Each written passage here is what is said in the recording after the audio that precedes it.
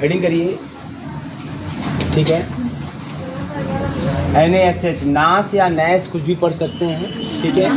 हाँ, तो इसे प्रोनाउंसिएशन इसका नाश इक्विलिब्रियम होता है ना, नाश ही बोलते हैं।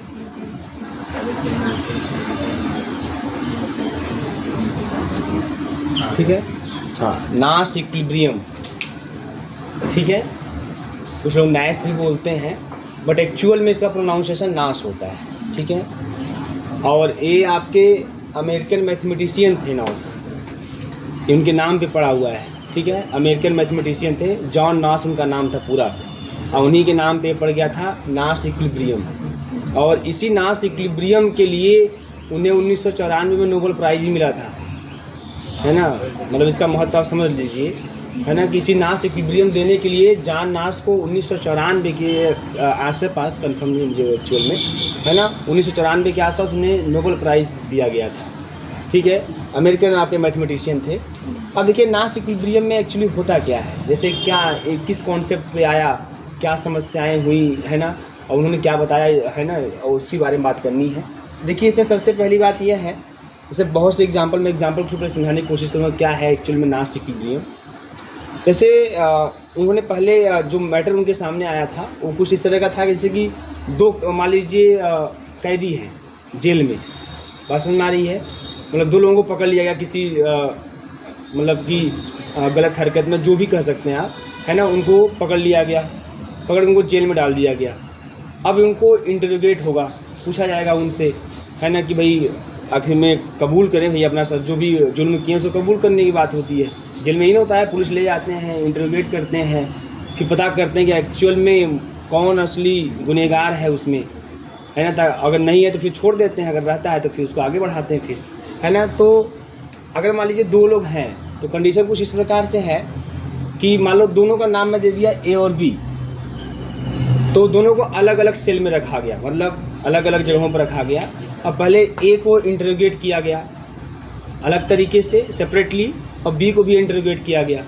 तो A से जब पूछा गया तो A ने कुछ नहीं बोला, मतलब कुछ बोल ही नहीं रहा है वो, मतलब हर प्रश्न का जवाब वो मौन, कुछ नहीं बोल रहा है। और B से जब पूछा गया कि भाई आप जो जुल्म के जिसके लिए आपको पकड़ा गया है, क्या आपने किया है कि नहीं किया है ना, या नहीं किए हैं तो फिर उसमें कहाँ थे, तमाम जो आप लोग देखते हैं, नहीं देखते तो क्राइम पेट्रोल देख लीजिएगा है ना। तो ये B से पूछा गया, जब B से पूछा गया तो फिर क्या हुआ, तो B जो है पहला कंडीशन है कि B ने मना कर दिया कि नहीं मैंने नहीं किया हुआ है, बात समझ में आ रही है ना। B ने मना कर दिया कि मैंने नहीं किया हुआ है, जबकि A जो है A मौन रहा।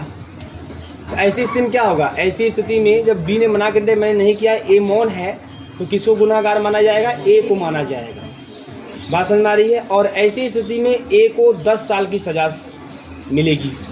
कंडीशन यह है कि अगर A मौन रहता है और B, है ना, डिनाई कर देता है, मना कर देता है कि मैंने नहीं किया है, तो ऐसी स्थिति में A को ही, है ना, दोषी माना जाएगा और A को ही सज़ा दिया जाएगा, वो भी कितनी सज़ा, 10 साल की सज़ा। और फिर वही कंडीशन सेम दूसरे तरीके से भी, अगर मान लो B से पूछा जा रहा है, B मौन और A ने मना कर दिया, बात समझ में आ रही है, A ने मना कर दिया, तो अब B को सज़ा मिलेगी 10 साल की और A को बरी कर दिया जाएगा, बाइज्जत बरी, बात समझ में आ रही है ना। तीसरा कंडीशन यह है, दोनों मना कर देते, दोनों भाग टाइप में हैं, दोनों मना कर देते हैं, नहीं मैंने भी नहीं किया है, बोला मैंने भी नहीं किया है। तो ऐसी स्थिति में यह है कि जब दोनों मना कर देते हैं तो ऐसी स्थिति में दोनों को दोषी माना जाएगा। अगर मान लीजिए जुर्म साबित होता है, दोनों दोषी माने जाएंगे, और जब दोनों दोषी माने जाते हैं तो उनकी सज़ा कुछ कम हो जाती है ना। मान लो सज़ा 8-8 साल की, क्योंकि चलो 8-8 साल दोनों लोग को मिलेगा। और तीसरा एक और चौथा कंडीशन एक और है कि दोनों जो है एक दूसरे पे ही आरोप मढ़ देते हैं, बात समझ में आ रही है। मतलब ए वाला क्या करता है कि बोलता नहीं मैंने नहीं किया, B वाले ने किया है, वो पूरा तथ्य जो है B के ही खिलाफ प्रस्तुत कर देता है, पूरी जान लगा देता है B को दोषी सिद्ध करने में, अपने को बचाने में, और वही हाल B भी कर देता है A के लिए। और ऐसी स्थिति में दोनों को 5-5 साल की सज़ा होती है, बात समझ में आ रही है, 5-5 साल सज़ा। मतलब इसमें दोषी तो दूसरे को सिद्ध कर रहे हैं लेकिन अपने आप को बचाने की पूरी कोशिश कर रहे हैं, तो ऐसे स्थिति में 5-5 साल की सज़ा होती है। तो प्रश्न उठता है कि इन चारों कंडीशन में ये दोनों जो A और B जो है है ना, ये कौन सा स्ट्रेटजी फॉलो करना चाहेंगे, तो भैया वो स्ट्रेटजी फॉलो करना चाहेंगे जिसमें उनको कम से कम सज़ा मिले। और कम से कम सज़ा किसमें मिल रही है, जब वो दोनों एक दूसरे के खिलाफ बोल रहे हैं। बात समझ में आ रही है। तो इसी अच्छा, तो ऐसा स्ट्रेटजी का सेट जिसको लगाने पर हमारा प्रॉफिट जो हो मैक्सिमम हो, हमारा लॉस जो हो मिनिमम, है ना। और उस स्थिति में, है ना, जो आपका इक्विलिब्रियम बनता है उसे बोलते हैं नाश इक्विलिब्रियम। इसी को नाश मतलब नाश इक्विलिब्रियम की स्थिति में जो स्ट्रेटजी आप सेट लोग अप्लाई करते हैं, उसको अप्लाई करने से जो उनका गेन होता है वो मैक्सिमम होता है और लॉस क्या होता है, मिनिमम होता है। बात समझ में आ रही है।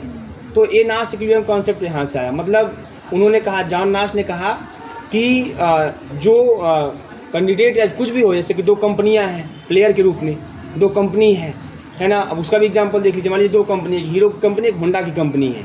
बात समझ में आ रही है। अब हीरो क्या कर रहा है, कोई नया बाइक लॉन्च नहीं कर रहा है, ठीक है ना। और नया बाइक लॉन्च नहीं कर रहा है, तब भी हीरो को मान लीजिए 15 करोड़ का फ़ायदा हो रहा है। मान लीजिए, मैं ऐसे करोड़ ही बोल रहा हूँ, 15 करोड़ का फ़ायदा हो रहा है, ठीक है। और जो होंडा है, मान लो बाइक लॉन्च कर रहा है, नए से नया बाइक लॉन्च करते जा रहा है, तो उसको 20 करोड़ का फ़ायदा हो रहा है। बात समझ में आ रही है ना। चलो मैं इधर हीरो लिख देता हूँ, इधर होंडा लिख देता हूँ। बात समझ में आ रही है, ठीक है। ये कब कंडीशन है, जब ये जो आपका है ना हीरो जो एजेंसी है, वो कोई बाइक लॉन्च नहीं कर रहा है, जो पुरानी है मार्केट में वही बिक रही है, वही बना रहा है, वही बिक रहा है ना, तब उसको 15 करोड़ का फ़ायदा हो रहा है। मान लीजिए पर डे आप, है ना, तो अपने ऊपर है, कुछ भी बोल सकते हैं। और होंडा जो है ना, ये मान लो कोई लॉन्च नहीं कर रहा है, और लॉन्च कर रहा है, यस मान लीजिए लॉन्च कर रहा है या बना रहा है, मैं बी लिख देता हूँ, है ना, बना रहा है, नया बना रहा है ये, और ये नहीं बना रहा है। फिर दूसरा कंडीशन ये है कि भाई हीरो भी बनाए, है ना, ये भी बनाए। तो जब ये बना रहा है तो इसको फ़ायदा हो रहा है 18 करोड़ का, और जब होंडा भी बना रहा है तब उसको भी फ़ायदा हो रहा है 18 करोड़ का। इसमें क्या है, हीरो जब नहीं बना रहा तो उसको 15 करोड़ का फ़ायदा, होंडा कंपनी जब नई बाइक लॉन्च कर रहा है ना, तो उसको 20 करोड़ का फ़ायदा हो रहा है। और दूसरा कंडीशन है कि जब हीरो जो है ये भी नया बाइक लॉन्च कर रहा है अपना, है ना, तब उसको 18 करोड़ का फ़ायदा हो रहा है। तो उस स्थिति में होंडा को वो 18 करोड़ का ही फ़ायदा हो रहा है। ये भी लॉन्च करेगा तो प्रतियोगिता बढ़ेगी ना, कंपटीशन बढ़ेगा ना। अब दूसरा कंडीशन होंडा पे भी लागू होता है। मान लीजिए होंडा ना बनाए, पसंद आ रही है, उससे 15 करोड़ का फ़ायदा हो या 16 करोड़ का फ़ायदा हो, और हीरो बनाए उसको 20 करोड़ का फ़ायदा, न बनाए, मान लीजिए न बनाए की बात है ना, मान लीजिए 16 हो गया, ये मान लीजिए न बनाए तो उसको मान लीजिए 17 हो गया। मान लीजिए दोनों न बनाए, न होंडा कोई बनाए नया बाइक लॉन्च करे, न हीरो कोई नया बाइक लॉन्च करे, तो ऐसी स्थिति में होंडा को 16 करोड़ का फ़ायदा, हीरो को 17 करोड़ का फ़ायदा मान लो हो रहा है, किसी को कम बेसी कोई दिक्कत नहीं। फिर एक चौथा कंडीशन एक और है कि ये मान लो होंडा न बनाए लेकिन हीरो बनाए, तो होंडा मान लो न बनाए तो उसको 14 करोड़ का फ़ायदा हो रहा है, और हीरो जब बनाए तो उसको मान लो 19 करोड़ का फ़ायदा हो रहा है। बात समझ में आ रही है। यह कंडीशन समझिए, यहाँ पे 4 कंडीशन है। मतलब क्या कंडीशन है कि जो हीरो कंपनी, होंडा कंपनी है, अगर ये कोई नई बाइक लॉन्च नहीं करती है तो मान लो उसे पर डे 15 करोड़ का फ़ायदा हो रहा है। और जबकि होंडा अगर बाइक लॉन्च कर रही है नए पे नया, तो उसको पर डे 20 करोड़ का फ़ायदा हो रहा है। इसी तरीके से अगर मान लीजिए हीरो ने भी बाइक लॉन्च करना स्टार्ट कर दिया, तो ऐसी स्थिति में दोनों को 18 करोड़ का फ़ायदा हो रहा है। फिर तीसरा कंडीशन यह है कि हीरो कोई बाइक लॉन्च नहीं कर रहा है और होंडा भी कोई बाइक नया लॉन्च नहीं कर रहा है, पुराना ही चल रहा है मार्केट में, तब हीरो कंपनी को 17 करोड़ का फ़ायदा हो रहा है, होंडा कंपनी को 16 करोड़ का फ़ायदा हो रहा है। इसी प्रकार से, है ना, जो हीरो है वो कोई नई बाइक लॉन्च कर रहा है, है ना, नई बाइक लॉन्च कर रहा है तो उसे 19 करोड़ का फ़ायदा हो रहा है, और होंडा जब नहीं कर रहा है तो उसे 14 करोड़ का फ़ायदा हो रहा है। तो नाश के अकॉर्डिंग दोनों क्या करना चाहेंगे, दोनों अपनी बेस्ट स्ट्रेटजी लगाना चाहेंगे, है ना, और इस वाले को दोनों फॉलो करेंगे। एक्चुअल मार्केट में ही होता है ना, मार्केट में एक्चुअल में अगर सही हेल्दी कंपटीशन की बात की जाए तो यही होता है, दोनों अपना बेस्ट देने की कोशिश करते हैं, है ना। तो मतलब बेस्ट कब देंगे, जब दोनों नई बाइक लॉन्च करना चाहेंगे, दोनों नई बाइक लॉन्च करेंगे। बात समझ में आ रही है। तो ये इस कंडीशन को फॉलो करेंगे, ये इक्विलिब्रियम स्टेट है। बात समझ में आई? इक्विलिब्रियम पोजीशन या इक्विलिब्रियम स्टेट वो स्टेट होगा जिसमें दोनों प्लेयर, दोनों फर्म, दोनों कंपनियां अपनी बेस्ट स्ट्रेटजी के साथ मैदान में उतरेंगे। बात समझ में आ रही है? तो ये कंडीशन जब दोनों बनाएंगे, दोनों नई बाइक लॉन्च करेंगे, दोनों को 18 करोड़ का फायदा। बात समझ में आई? जैसे इस कंडीशन में क्या है, हीरो देखेगा भैया हम जब नहीं बना रहे तो मुझे 15 करोड़ का फायदा हो रहा है, होंडा बना रहा है तो उसे 20 करोड़ का फायदा हो रहा है, तो काहे हम ना बनाए, हम नहीं बनाए। और उसके बाद इस कंडीशन में देखो, इस कंडीशन में वही स्थिति है कि होंडा देख रहा है कि भाई जब हीरो बना रहा है तो उसे 19 करोड़ का फायदा हो रहा है, और हम नहीं बना रहे तो हमें 14 करोड़ का फायदा हो रहा है, तो हम भी बनाए ना, बनाए तो हमारा फायदा बढ़े। बात समझ में आ रही है? और ये कंडीशन जब दोनों नहीं बना रहे हैं तो दोनों लोग सोचेंगे भाई कि अगर हम नहीं बना रहे तो इतना करोड़ का फायदा हो रहा है, अगर हम बनाते हैं तो हमें 18 करोड़ का फायदा हो रहा है, तो क्यों ना हम बनाएं। जब बनाने से हमें फायदा हमारा बढ़ रहा है हम बनाएं, तो दोनों लोग बनाने की कोशिश करेंगे, दोनों लोग अपना बेस्ट देने की कोशिश करेंगे। वही दोनों कैदी हैं तो दोनों कैदी क्या करेंगे, है ना, अपना बेस्ट देंगे, मतलब अपने आप को बचाने के लिए पूरा झूठ साज कुल बोल डालेंगे उसी में, और दूसरे को दोषी सिद्ध करने के चक्कर में पड़ेंगे। तो जब बेस्ट देंगे, है ना, तो फिर उस कंडीशन में दोनों को कम से कम सजा होगी। बात समझ में आ रही है? और यहाँ पे क्या है, तो वहाँ सजा मिलने वाली है, पकड़े गए हैं सजा, किसी भी जुर्म में सजा मिलने वाली, उसको कम से कम करने की कोशिश हो रही है। यहाँ प्रॉफिट हो रहा है लेकिन उसको अधिक से अधिक करने की कोशिश हो रही है। पूरी ऑपरेशन में दो ही बातें होती हैं, है ना, गेन को हम लोग क्या करते हैं, मैक्सिमाइज करते हैं, और लॉस को मिनिमाइज। ये वर्ड आपको एकदम याद रहे, पूरे ऑपरेशन रिसर्च में यही लाइन चलवे करता है। चाहे कोई टॉपिक पढ़ लें आप, कोई भी टॉपिक पढ़ लें, हर टॉपिक का अंतिम निष्कर्ष यही है, गेन और लॉस। और गेन को मैक्सिमाइज करता है ऑपरेशन रिसर्च, और लॉस को क्या करता है, मिनिमाइज। ये उसका काम होता है। बात समझ में आ रही है ना? तो ये नाइस इक्विलिब्रियम है। चलिए मैं इसको बोर्ड पे दिखा देता हूँ, बस हेडिंग कर लीजिए आप लोग।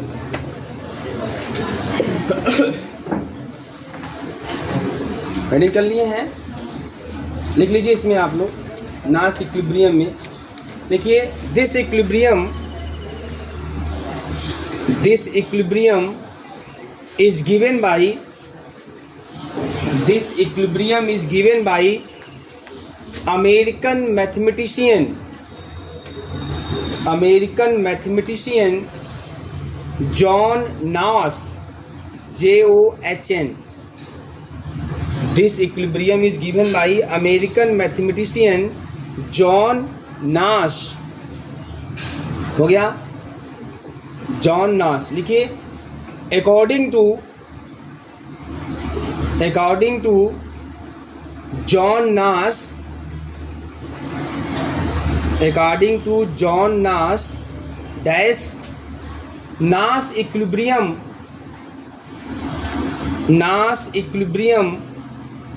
is the set of strategy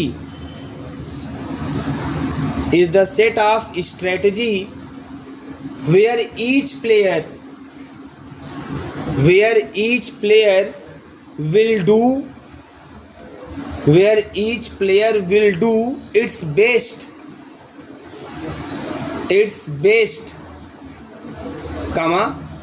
given the strategy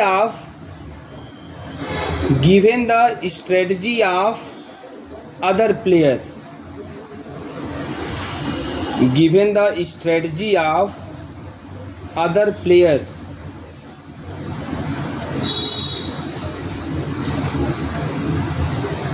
ठीक है, given the strategy of other player।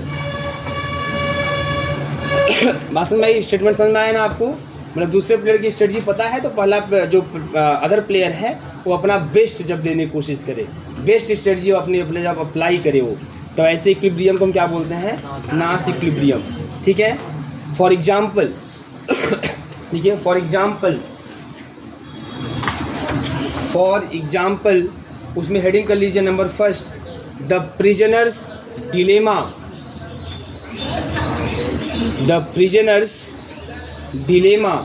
जानते हैं ना, क्या होता है डिलेमा, मतलब DILEMMA, डिलेमा या डिलेमा, उसे डिलेमा ही पढ़िए, ठीक है ना। इस समय समझते हैं क्या हुआ, इसका हिंदी हो गया कैदी की असमंजस बोलते हैं ना, असमंजता, है ना, मतलब असमंजस वाली स्थिति।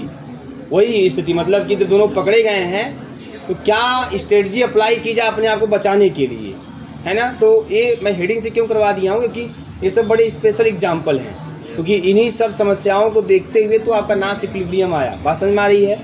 जो मैं बताया हूँ आप लोगों को वही स्थिति कि जब दो कैदी पकड़े जाएंगे तो क्या क्या कर सकते हैं।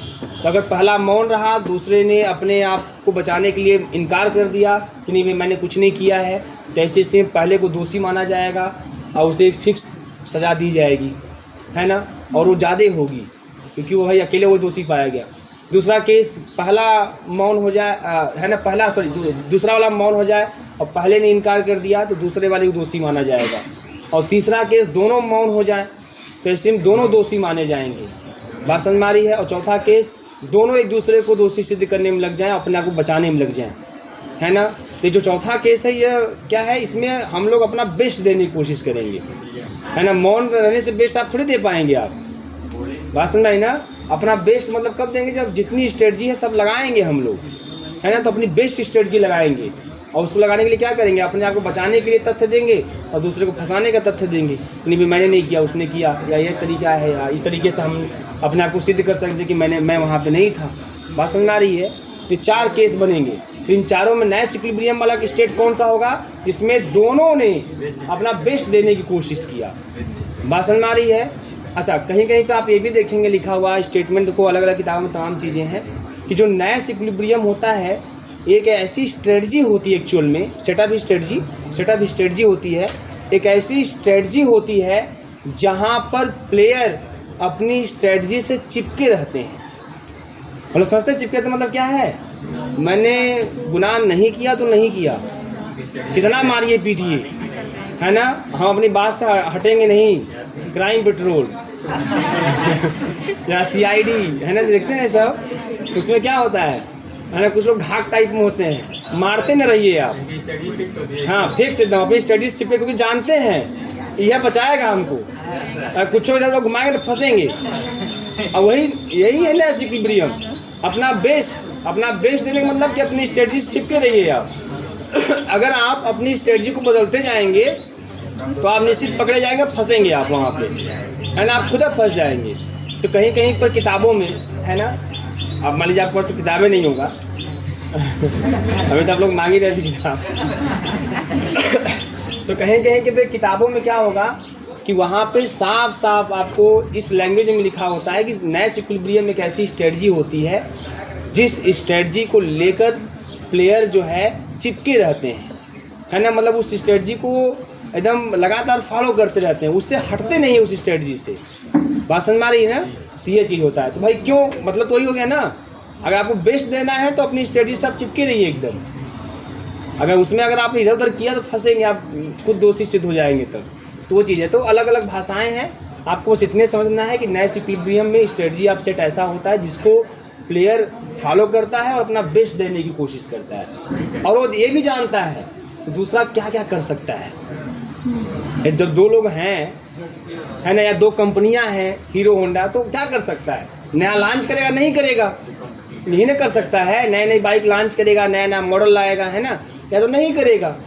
तो हम जानते रहते हैं, इस कंडीशन में हम जानते रहते हैं कि सामने वाला क्या करने वाला, क्या क्या कर सकता है, और उसको ध्यान में रखते हुए जो अपना हम बेस्ट देंगे, जो अपनी बेस्ट स्ट्रेटजी लगाएंगे, है ना, वो आपको नाइस इक्विलिब्रियम की स्थिति में लेके चला जाएगा। बात समझ में आ रही है। अब लिख लीजिए भोकाल पूरा। देखिए वेयर, किसका, DILEMMA, ठीक है, मतलब असमंजस। आप लिख लीजिएगा अगर कोई समस्या होगी तो। देखिए where two suspects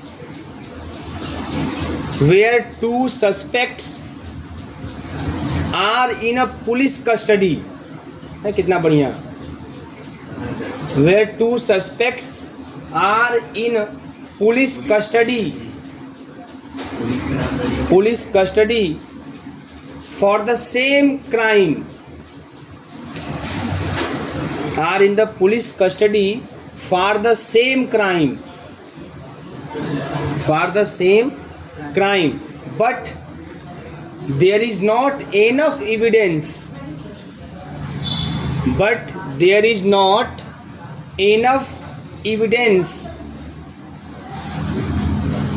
enough evidence, हो गया, full stop.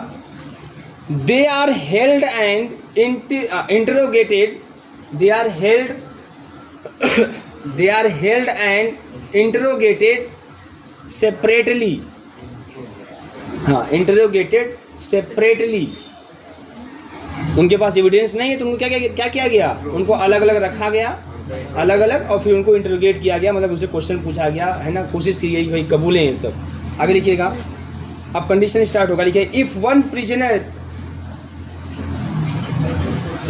Prisoner testifies, test से, if one prisoner testifies against the other,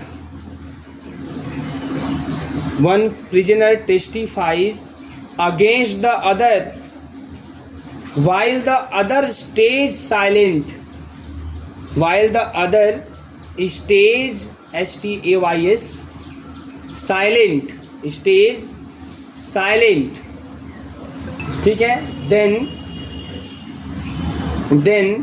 the testifying prisoner goes free, then the testified prisoner goes free and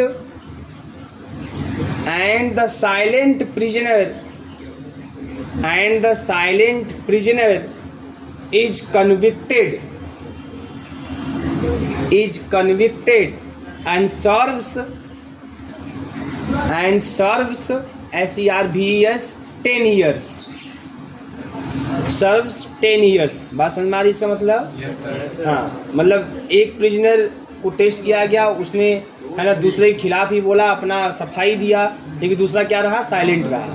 तो ऐसे केस में जो जिसने बोला, जिसने मना किया कि नहीं मैंने नहीं किया है ना, दूसरे को ही दोषी सिद्ध कर दिया और दूसरे ने कुछ बोला ही नहीं, तो ऐसे केस में क्या होगा, पहला फ्री हो जाएगा, छोड़ दिया जाएगा, और दूसरे को दोषी माना जाएगा, और दूसरे को 10 साल सेवा करना पड़ेगा, मतलब 10 साल की सजा उसको हो जाएगी, है ना, ये इसका मतलब है, नहीं कि उसका सेवा 10 साल होगा बैठा के जेल में, ठीक है। आगे लिखिएगा, यहाँ पे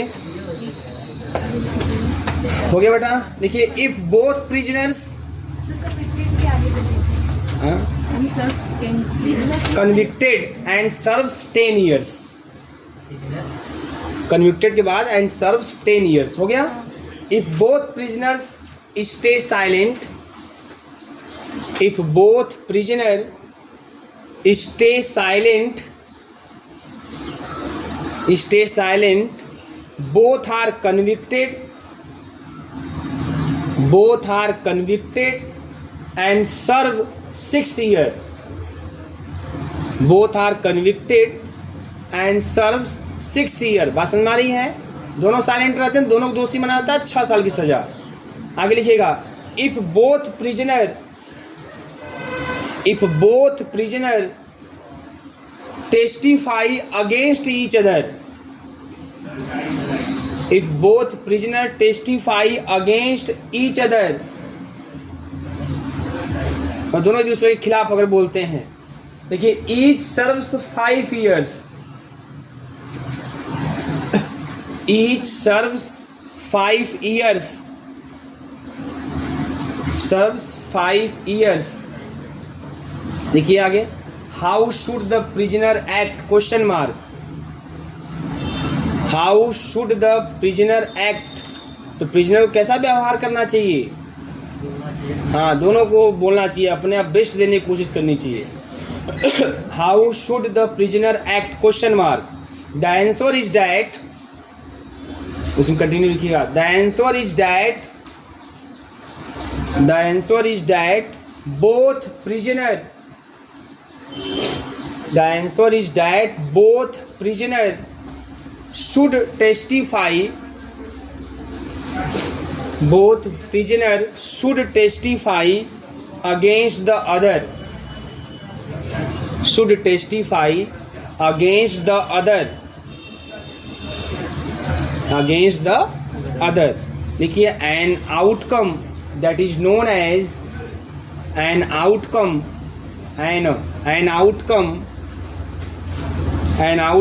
that is known as Nash equilibrium। नास इक्विलिब्रियम। ठीक है, मतलब ये जो स्थिति है कौन सी स्थिति है? नास इक्विलिब्रियम की स्थिति है। हाँ, हो गया बेटा। नेक्स्ट एक एग्जांपल और लिख लीजिए। एडवर्टाइजिंग वार, हेडिंग कर लीजिएगा, एडवर्टाइजिंग वार, एडवर्टाइजिंग वार, WAR, समझ रहे हैं ना? एडवर्टाइजिंग वार मतलब प्रचार करना। हाँ भाई, अब इसमें क्या होगा, इस वाले में दो लोग रहेंगे, दो फर्म रहेंगे, दो कंपनियां रहेंगी। एक प्रचार अपने नहीं करेगी, एक प्रचार करेगा, फिर दूसरा नहीं करेगा, पहला वाला करेगा, दोनों नहीं करेंगे और दोनों करेंगे। बात समझ में आई? 4 स्थितियां पैदा होंगी इसमें। पिछले वाले में भी 4 स्थितियां, लेकिन 3 लिखा हुआ है ना, लेकिन 4 है, क्योंकि एक साइलेंट दूसरा बोल रहा है तो 10 साल, तो यार दूसरे भी लागू होगा। अगर दूसरा साइलेंट पहला बोल रहा है तो उसको 10 साल तो ये एक ही में हो गया था ना। तो 4 स्थितियां बनेंगी हमेशा। तो एडवर्टाइजिंग वार क्या? नहीं, यहाँ पे जो प्लेयर की बात है, 2 से ज़्यादा काहे नहीं हो सकते हैं? हो सकते हैं, 2 से अधिक हो सकते हैं। हाँ, काहे नहीं होगा, है ना? कंडीशन ज़्यादा होगा, लेकिन बातें तो घुमा फिरा के वही आने वाली है ना। 2 से ज़्यादा भी होंगे, क्योंकि अभी आपने जब गेम थ्योरी का क्वेश्चन आप पढ़े होंगे तो आपने 2x2 वाला भी पढ़ा है, आपने n x2 वाला भी पढ़ा है, आपने 2x m वाला भी पढ़ा है। बात समझ आई ना? 3x3 वाला भी पढ़ा है। तो 2 से अधिक काहे नहीं हो सकते, है ना? 2 से अधिक भी प्लेयर हो सकते हैं। अब इसे वर्ल्ड कप हो रहा है ना, तो इसमें नंबर ऑफ प्लेयर जितने टीम का जो है पार्टिसिपेट कर रही है वो प्लेयर हो गई, और हर टीम की अपनी अपनी स्ट्रेटजी है, और जीतेगा कोई उसमें से एक ही, चाहे कितना ही प्लेयर हो जाए जीतेगा कोई एक ही। तो ऐसे यहाँ भी जैसे 3-4 हो कैदी तब भी कोई दिक्कत नहीं है ना? कंडीशन तो वही बनेगा कुल घुमा फिरा के, है ना? शेष बोले कुछ ना बोले, है ना? लेकिन सही तरीके से समझ में कब आएगा? जब 2 की बातें होंगी, कंपेरिजन। अब यहाँ पे भी जैसे मान लीजिए है तो हीरो होंडा ही है, TVS भी अपना है तैयार, है कि नहीं भाई? और क्या, राज TVS, ठीक है। तो बहुत सी कंपनियां हैं, बजाज है, तमाम है ना? तो सब कंपनियों पे लागू हो सकता है, ऐसी बात नहीं है। लेकिन आखिर में एक्चुअल में आप एनालिसिस तभी कर पाएंगे जब 2 को लेके करेंगे, है ना? जब 4 को करेंगे तो तमाम कंडीशन बनेंगे कि नहीं चलो वो दोनों नहीं किए, है ना, ये दोनों कर। जैसे मान लीजिए इस मार्केट में देख रहे हैं, इस मार्केट में जो सिम है 4 कंपनियों की मिल रही है, विशेषकर 4 की, है ना, जो हम लोग जानते हैं फिलहाल में, है ना। आपका जियो है, एयरटेल है, VI है और BSNL है। अब लेकिन VI BSNL कहानी खत्म है ना? कंपीट तो 2 ही कर रहे हैं, एयरटेल और जियो। अभी कंपटीशन इन्हीं दोनों के बीच में है, कहीं पे वो आगे कहीं पे वो आगे। तो ऐसा नहीं है कि 2 ही की बात हो है ना, मोर देन 2 की भी बात हो सकती है। लेकिन एक्चुअल में, है ना, जो मेन प्रतियोगिता होगा वो किसी 2 के बीच में ही होगा। फाइनल जब होगा वर्ल्ड कप और किसी 2 ही टीम के बीच में होगा, और वही 2 में से कोई एक जीतेगा। बात समझ में आ रही है? भले कितने ही लोग भाग लें। तो जब कंपैरिजन की बात आती है, जब बेस्ट स्ट्रेटजी की बात आती है, तो कोई 2 लोग के ही बीच में होगी बात। अगर सभी अपना बेस्ट स्ट्रेटजी लगा सब जीतने कुछ तो मैटर तो फंस जाएगा ना। जीतेगा तो कोई एक ही, फाइनल खेलेगी कोई 2 ही टीम। बात समझ में आ रही है? तो हो सकता है, कोई समस्या नहीं। देखिए बेटा आप, अच्छा अब एक चीज़ और जान लीजिए, जैसे कि चाहे प्लेयर 2 हो, चाहे 4 हो, चाहे 6 हो, नास इक्विलिब्रियम कहता है कि एक ऐसे स्ट्रेटजी का, नास इक्विलिब्रियम में ऐसी स्ट्रेटजी अप्लाई करते हैं सभी लोग जिससे सबको मैक्सिमम फायदा हो सके, है ना। और अगर लॉस हो रहा है तो मिनिमम लॉस हो सके। बात समझ में आ रही है? तो नास इक्विलिब्रियम वो इक्विलिब्रियम है या वो स्टेट है ना, जिस स्थिति में सभी प्लेयर अपना बेस्ट देने की कोशिश करते हैं, और उस बेस्ट के द्वारा क्या करते हैं, अपने लॉस को मिनिमाइज करते हैं और गेन को क्या करते हैं। बस वही स्टेट, जिस स्टेट में सभी लोग अपनी बेस्ट स्ट्रेटजी लगाएंगे, सभी लोग, है ना, अपने मैक्सिमम गेन को प्राप्त करेंगे या मिनिमम लॉस को प्राप्त करेंगे, है ना, वही स्टेट आपका इक्विलिब्रियम स्टेट होगा, और उसी को हम लोग नास इक्विलिब्रियम का नाम दे देंगे। सीधी सी बात है। बात समझ में आ रही है? तो हेडिंग क्या ना, एडवर्टाइजिंग वार, ठीक है। तो चलिए इसमें अब लोग कोल्ड ड्रिंक पी रहे हैं कि नहीं इस समय? नहीं पी रहे हैं? पी रहे हैं? इसमें अब एक एग्जांपल है, लिख लीजिए, कोक वर्सेस पेप्सी। ये कितना बढ़िया पढ़ाई हो रही है इस समय। देखिए, आप कोक बोले तो लिख लीजिए COC के का मतलब मुर्गा, COK। हाँ, कोक वर्सेस पेप्सी, है ना। मतलब जो एडवर्टाइजिंग वार है मैं किस कंपनियों के बीच में करा रहा हूँ? कोक और पेप्सी के बीच में, ठीक है। अब पेप्सी की स्पेलिंग बताइए भैया। अच्छा, जरूरी नहीं कि आप पेप्सी लिखें, आपका जो मन है तो लिख दीजिए, कोई दिक्कत नहीं है ना। आप हीरो और होंडा कंपनी भी लिख सकते हैं, कोई समस्या नहीं है ना। आप 4 व्हीलर की 2 कंपनियां लिख सकते हैं, है ना। आप किताब की 2 प्रकाशन वालों की एजेंसियां लिख सकते हैं, कुछ भी लिख दीजिए, 2 फर्म लिख दीजिए, कोई लिख दीजिए। बात समझ में आई फ्रेंड्स? जिसको जो समझ में आए तो लिख दे, कोई समस्या नहीं। ये तो आपको खाली एक हल्का सा एग्जाम्पल दे, जिससे आप समझें कि एक्चुअल में नास इक्विलिब्रियम का स्टेट कब बनता है, कैसे बनता है। बात समझ में आ रही है? देखिए, इसमें without any advertising, without any advertising, each company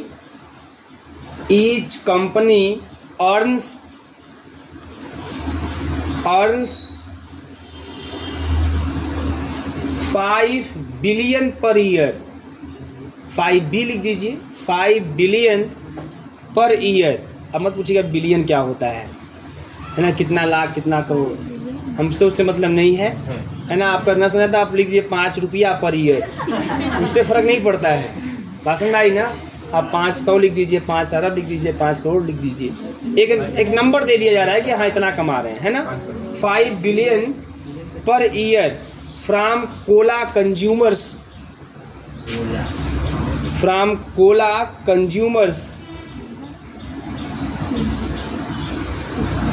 ठीक है। कंज्यूमर मतलब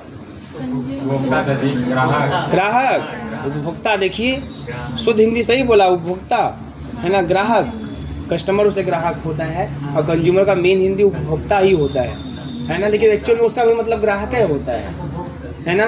हाँ, जो उपभोग करते हैं। देखिए आगे देखिए, each company can choose to spend 2 billion per year, 2 billion per year on advertising, 2 billion per year on advertising हो गया। आगे लिखिएगा, advertising does not increase total sales for cola, total sales for cola हो गया। But if one company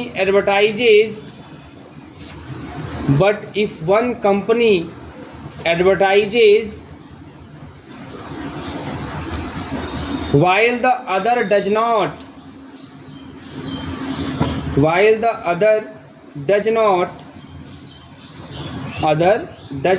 it captures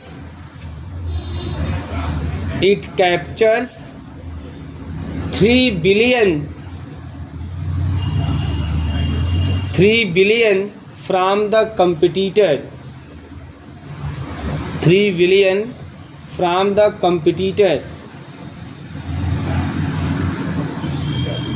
ठीक है।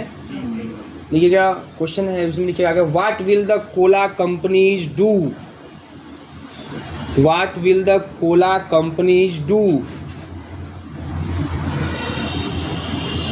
ठीक है। कोला कंपनीज डू मतलब समझ रहे हैं इसमें क्या बोला कि अच्छा क्या करेगा कोला कंपनी मतलब दोनों, कोक और पेप्सी दोनों, है ना। तो क्वेश्चन में क्या था आपका, जो स्थिति थी क्या थी कि अगर दोनों एडवर्टाइज नहीं करते हैं तो 5 बिलियन दोनों कमाते हैं, 5 बिलियन।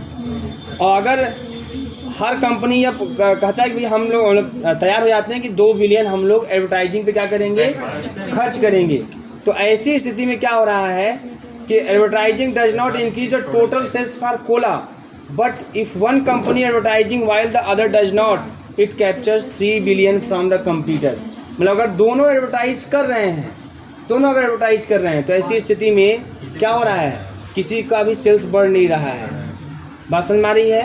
तो अगर एक एडवर्टाइज कर रहा है, दूसरा एडवर्टाइज नहीं कर रहा है, तो ऐसी स्थिति में है ना 3 बिलियन अपने कंप्यूटर से 3 बिलियन है ना वो गेन कर पा रहा है। तो कौन सी स्थिति सही होगी? क्या करना चाहेंगे दोनों इस स्थिति में? दोनों नहीं करेंगे। 5 बिलियन दोनों को मिल रहा है। बात समझ में आ रही है ना? दोनों को 5 बिलियन मिल रहा है। जब एडवर्टाइज कर रहे हैं 2 बिलियन तो 3 बिलियन आपको फायदा हो रहा है। बात समझ में आ रही है? और वो भी कब? जब एक कर रहा है, एक नहीं कर रहा है तब। बात समझिए यहाँ पे क्या स्थिति है? स्थिति यहाँ पे ऐसी है कि जैसे एक कंपनी एडवर्टाइज कर रही है 2 बिलियन और दूसरी कंपनी नहीं कर रही है, तो उसे 3 बिलियन पर ईयर फायदा हो रहा है। ये दोनों पे लागू होता है, फिर वो करे या ना करे। और एक तीसरी स्थिति क्या है, अगर दोनों एडवर्टाइज करता है तो उसके गेन में कोई इंप्रूव नहीं हो रहा है, सेल्स बढ़ नहीं रही है, फायदा किसी को नहीं हो रहा है। और एक चौथी स्थिति यह है जो शुरू में ही बोला गया है, दोनों एडवर्टाइज नहीं कर रहे हैं तो 5-5 बिलियन पा रहे हैं। तो नैश इक्विलिब्रियम किस स्थिति में जाएगा? जब दोनों एडवर्टाइज नहीं करेंगे। बात समझ में आ रही है कि नहीं आ रही है? तो मतलब देखो, मतलब कहने मतलब यह है कि जब तमाम स्थितियां बन जाएं तो नैश इक्विलिब्रियम उस स्थिति में जाएगा। उस स्थिति को नैश इक्विलिब्रियम कहेंगे जिस स्थिति में प्रॉफिट मैक्सिमम हो, लॉस मिनिमम। बात समझ में आ रही है ना? तो ये जो आपका एग्जाम्पल था, इस एग्जाम्पल में दोनों जब एडवर्टाइज नहीं करते हैं तब फायदा हो रहा है। तो नैश इक्विलिब्रियम किस स्टेट में होगा? When both the company does not advertise. बात समझ में आ रही है? ये चीज तो ऐसे कोई दिक्कत नहीं है, कर लेंगे। समझ में आ गया नैश इक्विलिब्रियम? यही है, आपको यही लिख लेना है। एग्जाम्पल क्वेश्चन जब आएगा आपके है ना एग्जाम में, तो बस यही आएगा कि है ना एक्सप्लेन द नैश इक्विलिब्रियम।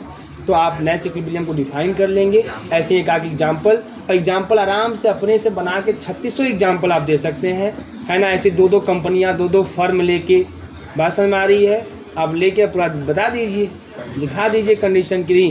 दोनों प्रचार प्रसार करते हैं, है ना, तब क्या फ़ायदा होता है? दोनों नहीं करते तो क्या फ़ायदा होता है? एक करता है, दूसरा नहीं करता, दूसरा करता है, पहला नहीं करता है। 4 स्थितियाँ बना दीजिए। अब ऐसी स्थिति जिसमें दोनों को मैक्सिमम फायदा हो तो दोनों उसी स्थिति को फॉलो करेंगे, और वही स्थिति नैश इक्विलिब्रियम की स्थिति होगी। बात समझ में आई ना? एग्जाम्पल बना लेंगे अपने से, तमाम एग्जाम्पल बना लेंगे। वैसे एग्जाम में आपको तमाम एग्जाम्पल नहीं लिखना है, 1-2 एग्जाम्पल दे देंगे, आपके डिफिनेशन के साथ काम खत्म हो जाता है। बात समझ में आ रही है? अब ध्यान दीजिए, अब की स्थिति आगे क्या है। अब हम लोग बढ़ेंगे सिंप्लेक्स मेथड की तरफ। ठीक है, सिंप्लेक्स मेथड।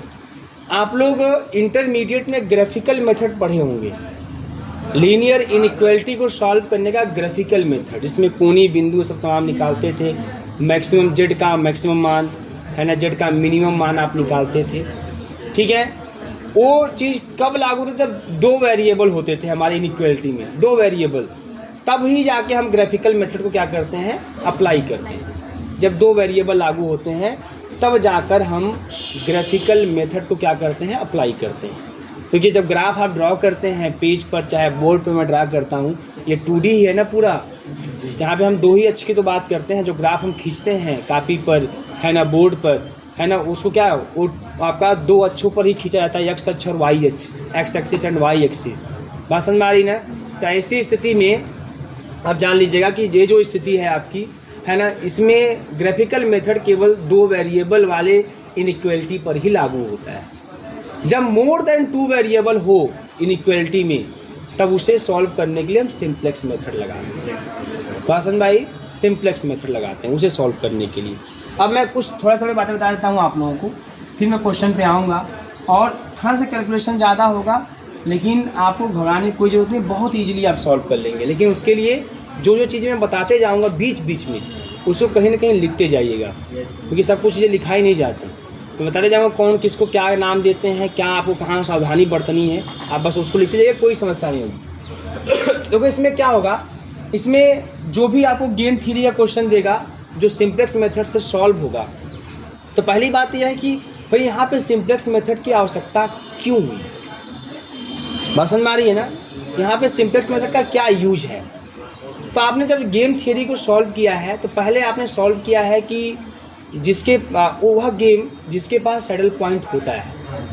जब सैडल पॉइंट होता है तो उसको आप इजीली सॉल्व कर लिए। शुरुआत में आप देखिए, जब सैडल पॉइंट एग्जिस्ट नहीं करता है तब आपके पास आपने अलजेब्राइक मेथड लगाया हुआ है अलजेब्राइक मेथड, है ना। फिर उसके बाद आपने लगाया हुआ है आपका ग्राफिकल मेथड भी आपके पास है, वो जो मिनीमैक्स मैक्सिमिन करके लगाते हो ना, है ना, जो ग्राफ वाला खींचे हो। तो ग्राफिकल मेथड कब लगाते हैं? जब हमारे पास m×2 या 2×n का गेम होता है। बात समझ में आ रही है? मतलब m× मतलब नंबर ऑफ रो कुछ हो, कॉलम 2 ही हो।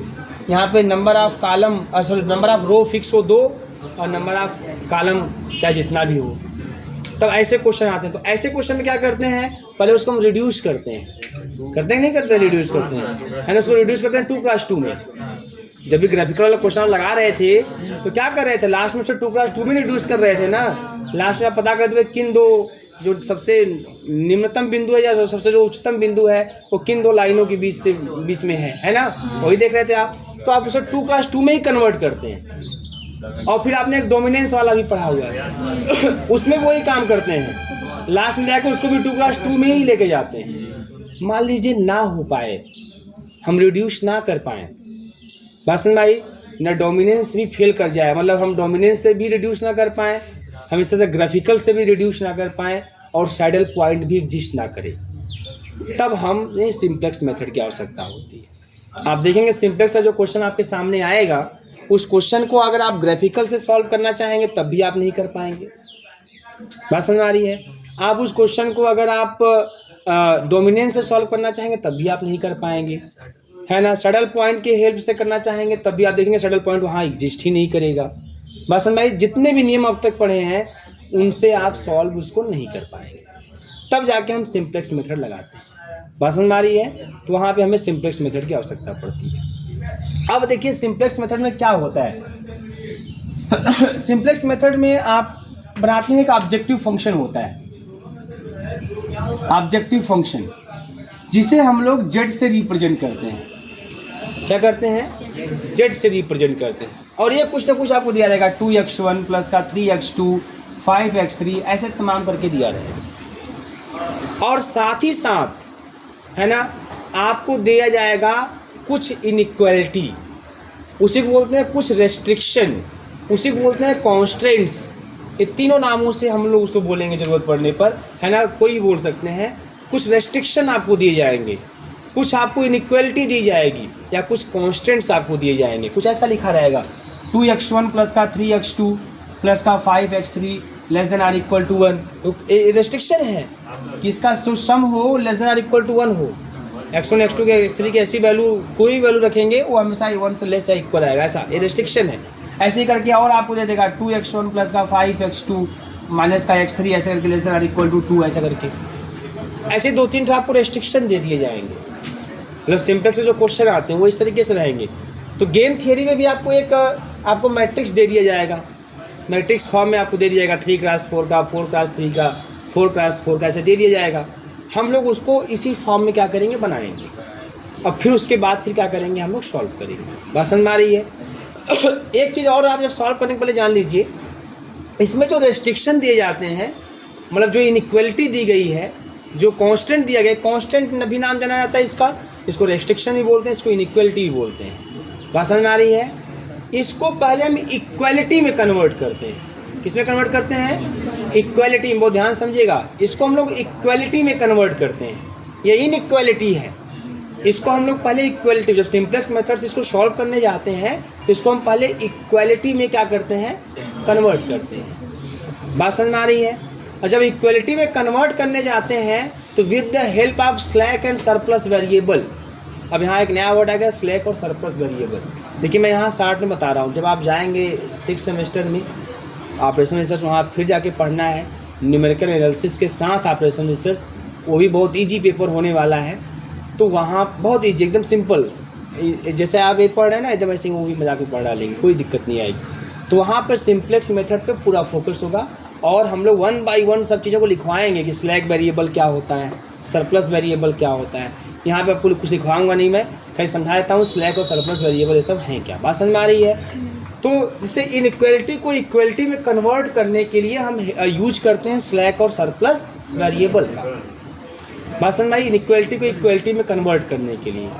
अब जैसे ये लेस देन आर इक्वल है ना, ये लेस देन आर इक्वल है, तो अगर इनइक्वलिटी जो है लेस देन आर इक्वल वाली इनइक्वलिटी है, तब लेफ्ट हैंड साइड में उस इनइक्वलिटी को इक्वलिटी में कन्वर्ट करने के लिए जो वेरिएबल हम ऐड करते हैं, जो वेरिएबल हम ऐड करते हैं उसे हम नाम देते हैं स्लैक वेरिएबल। क्या नाम देते हैं? तो जब इसको कन्वर्ट करना चाहेंगे तो ऐसे लिखते हैं, ऐसे लिखा जाएगा, आप देखेंगे तरीका जो लिखने का, 5x3 अब प्लस का नाम दे देंगे s1 और इज इक्वल टू कर देंगे और कहेंगे s1 क्या है, स्लैक वेरिएबल, जिसको ऐड करने से जो इनइक्वलिटी है इक्वलिटी में क्या हो गई, कन्वर्ट। बात समझ में आ रही है।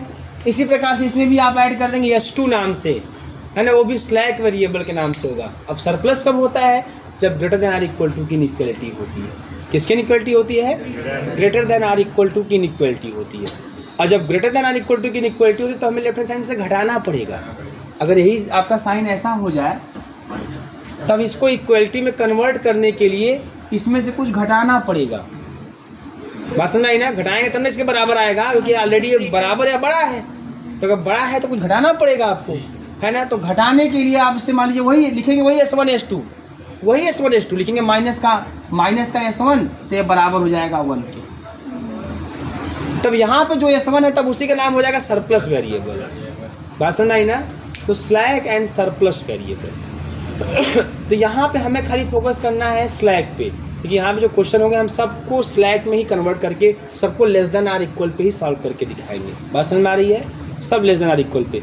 जब सरप्लस आता है तो उसको सॉल्व करने का 2 नियम होता है, एक होता है 2 फेज मेथड, एक होता है बिगियम मेथड।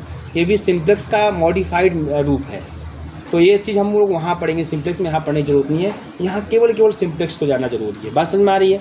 दिखने में बहुत लेंदी लगेगा आपको सिंप्लेक्स, लेकिन है बहुत झंडू, आप आराम से कर लेंगे, कोई समस्या नहीं आने वाली। चलिए भाई स्टार्ट करते हैं। हेडिंग करिए आप, ठीक बेटा, हेडिंग करिए आप इसमें।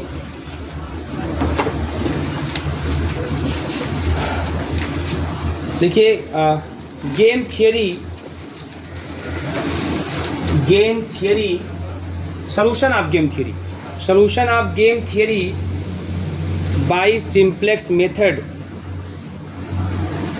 solution of game theory by simplex method,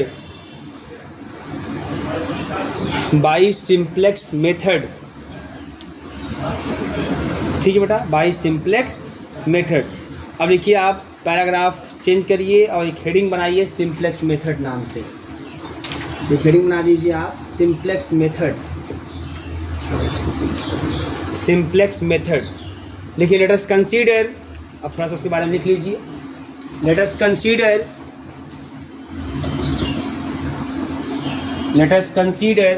a 3x3 matrix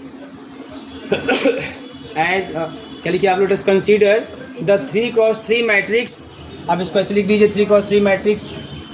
यहाँ लिखिए A1 A2 A3, यहाँ B1 B2 B3, यहाँ पे A11 A12 A13, यहाँ A21 A22 A23, यहाँ A31 A32 A33। जनरल में लिख ले लिया।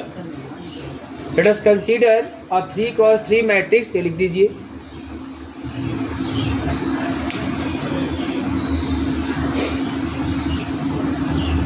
हो गया। देखिए एज पर द एजम्पशंस,